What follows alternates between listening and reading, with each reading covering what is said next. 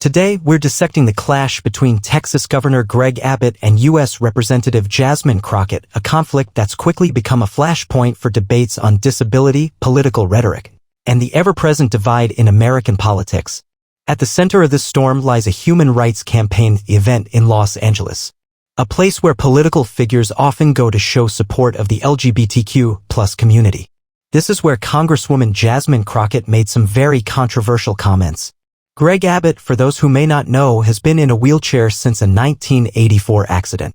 His story is one of remarkable resilience, rising through the ranks of Texas politics to become a powerful governor. This detail is very important for the following events. Jasmine Crockett, a relatively new voice in Congress, is known for her outspoken and often sharp critiques of Republican policies. And it was this sharp tongue that would bring her into the center of this controversy. The now viral video shows Crockett using the phrase Governor Hot Wheels when referring to Greg Abbott and continuing to call him a hot mess. Immediately, the reaction was swift and strong. Republicans called her comments disgraceful, shameful, and deeply offensive. Social media exploded. The video was shared and reshared with opinions ranging from outrage to defense of Crockett's right to free speech. The political lines were drawn and the battle began. Adding to the political fire, Representative Randy Weber, Republican Texas, announced that he would introduce a resolution to censure Crockett. And some GOP members have even called for her expulsion from Congress. The stakes were set very high very quickly. The Republican response was a unified front of condemnation. Prominent figures decried Crockett's words, emphasizing the disrespect shown to Governor Abbott. They pointed to the importance of civility in political discourse, particularly when dealing with sensitive issues like disability. Crockett, however, didn't back down. She attempted to clarify her remarks, stating that her criticism was aimed at Abbott's policies, especially his handling of immigration and not his disability.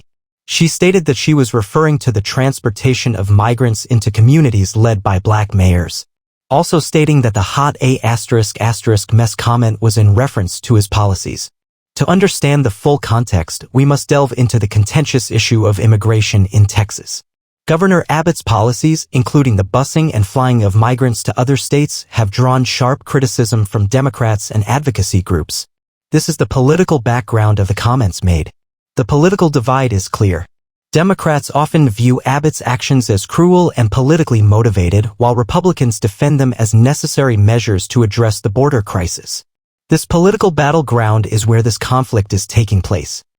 The core of the controversy isn't just about political disagreement, it's about the language used. Many found Crockett's Governor Hot Wheels remark deeply offensive, perceiving it as a mockery of Abbott's disability. This incident brought to the forefront the very real pain and offense that can be caused by careless words. The argument was made that, regardless of political differences, certain lines shouldn't be crossed. Mocking someone's disability, even indirectly, can perpetuate harmful stereotypes and contribute to a climate of disrespect.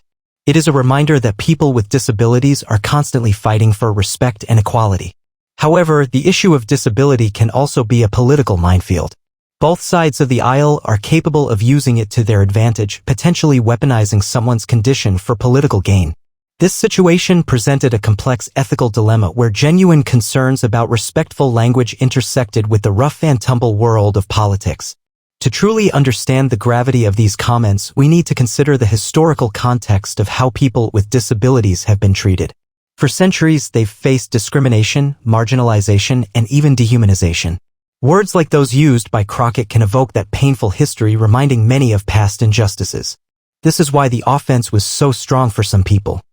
As expected, social media became a battleground. Twitter, now X, erupted with passionate opinions on both sides. The hashtag wars began, with supporters and detractors of Crockett clashing in the digital arena. This incident serves as a stark reminder of social media's power to amplify political controversies and shape public opinion. The news media also played a crucial role in shaping the narrative. Major outlets covered the story from various angles, with some focusing on the disability aspect, others on the political implications, and still others on the broader issue of civility in political discourse. The challenge, as always, was to present the facts fairly and accurately while navigating the highly charged emotional landscape. Public opinion was, predictably, divided. Polls and online forums revealed a nation split along partisan lines. Republicans overwhelmingly condemned Crockett's remarks, while Democrats were more likely to defend her right to free speech or argue that her criticism was aimed at Abbott's policies. This division shows the current state of American politics. The speed at which misinformation can be spread through social media is a very real threat. It is important to look at many different news sources and to do your own research. Social media can also be used to hold political figures accountable, which is a powerful tool. This incident, like so many others in recent years, underscores the deep political polarization that grips the United States. The divide between Republicans and Democrats seems to grow wider with each passing controversy, making constructive dialogue increasingly difficult. This incident serves as a perfect example of that polarization. Looking ahead, the question remains, what does this mean for the future of political discourse? Can we find a way to engage in robust debate without resorting to personal attacks and disrespectful language? Or are we destined to remain trapped in a cycle of escalating hostility? The challenge is immense. Fostering civility in a highly charged political environment requires a commitment from both politicians and the public. We must demand better from our leaders and hold ourselves accountable for the words we use. It is a very difficult task.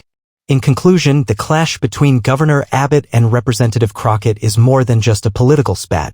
It's a reflection of the complex and often painful issues that shape our society.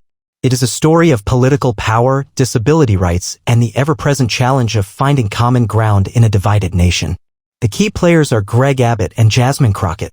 The lasting effect of this event will be seen in the coming months and years.